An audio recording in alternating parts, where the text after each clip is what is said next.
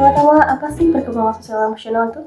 Perkembangan emosional sosial adalah proses di mana anak belajar yang pertama memahami mengelola emosinya sendiri, yang kedua membangun hubungan sosial positif, serta menyesuaikan diri dengan lingkungan sosial, keluarga, teman, dan sekolah.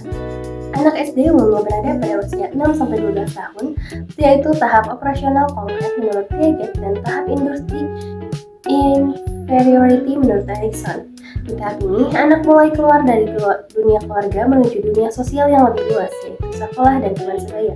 Untuk poin selanjutnya akan dilanjutkan oleh Baik, sekarang kita bahas mengenai perkembangan sosial dan emosional anak usia 6 sampai dengan 7 tahun. Pada usia ini, anak mulai menunjukkan perkembangan sosial dan emosional yang semakin kompleks.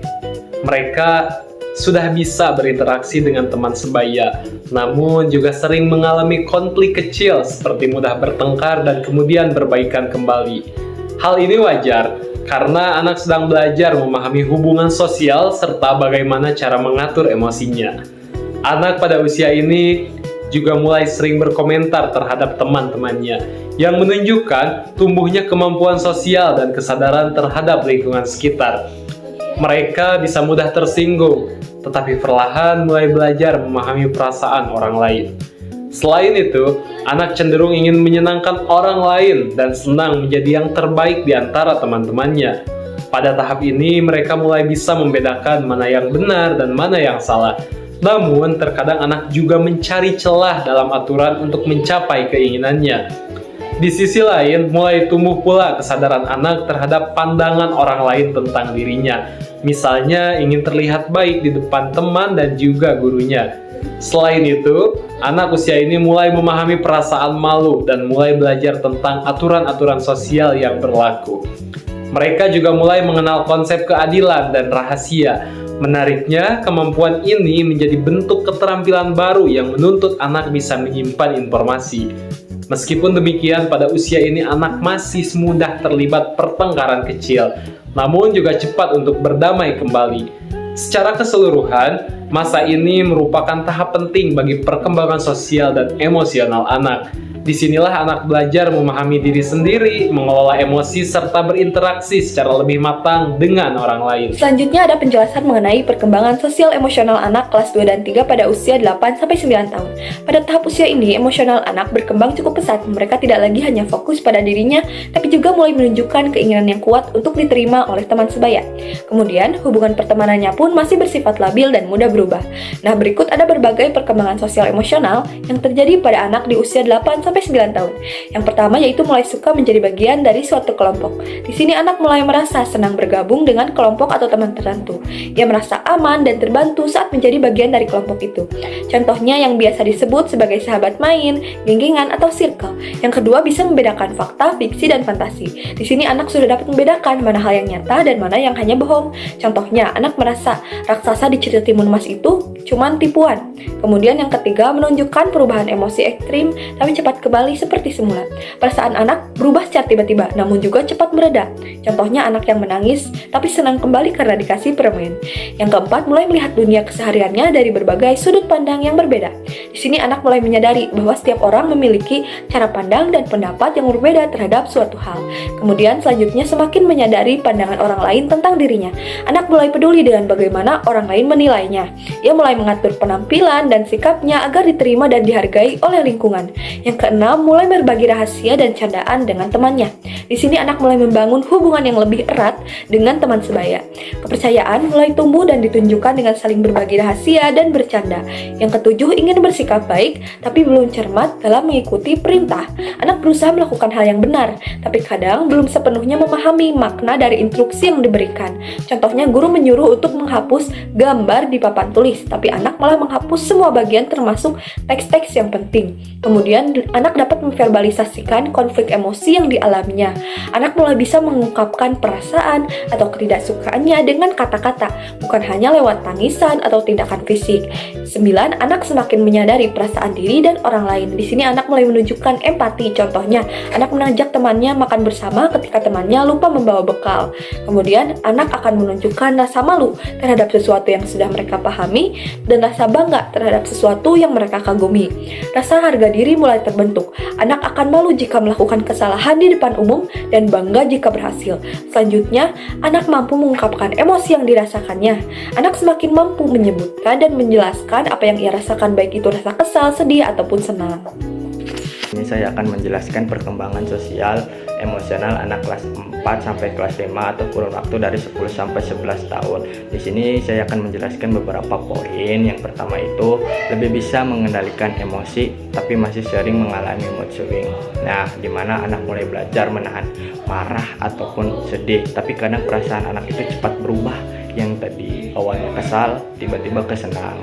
Nah, kemudian yaitu poin yang kedua, mulai pandai mengatasi konflik dan bernegosiasi. Nah, dimana ketika ada masalah dengan teman, anak sudah bisa menyelesaikan dengan berbicara baik-baik tanpa bertengkar.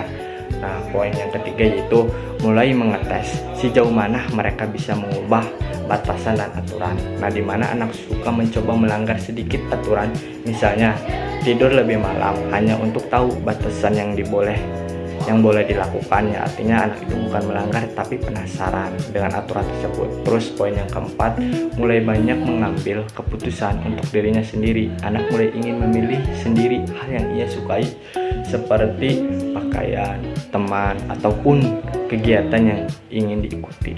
Terus yang kelima, memiliki hubungan pertemanan yang lebih kompleks dan kuat, di mana pertemanan tidak hanya soal bermain, tapi juga melibatkan rasa saling percaya, saling membantu, dan pengertian.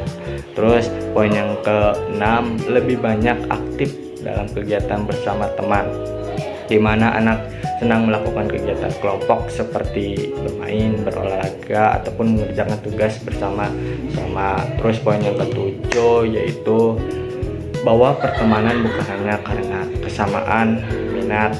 Nah, dimana anak mulai menyadari bahwa pertemanan yang baik itu tidak harus punya hobi yang sama, kesukaan yang sama. Nah, dimana hal itu juga dapat belajar yang saling menghargai walaupun berbeda. Nah, yang ke-8 itu mulai tertarik pada teman lawan jenis, dimana anak mulai penasaran dan ingin diterima oleh lawan jenis meskipun belum dalam konteks romantis seperti orang dewasa. Terus yang ke-9, anak bisa mengatur ekspresi emosinya agar diterima teman. Nah, dimana kadang anak berusaha menahan perasaan ataupun berpura-pura senang supaya tetap diterima oleh teman-temannya. Dan yang terakhir yaitu mampu merespon stres emosinya dari teman sebaya. Anak mulai bisa memahami perasaan temannya, seperti menenangkan teman yang sedang sedih ataupun kecewa. Itu saja yang dapat saya jelaskan. Saya kembalikan ke rekan saya. Terima kasih. Baik, poin yang selanjutnya yaitu perkembangan sosial emosional anak usia 12 tahun kelas 6 SD. Pada usia 12 tahun ini, anak berada pada masa peralihan menuju remaja awal. Dalam tahap ini, anak mulai menunjukkan perkembangan sosial dan emosional yang semakin matang.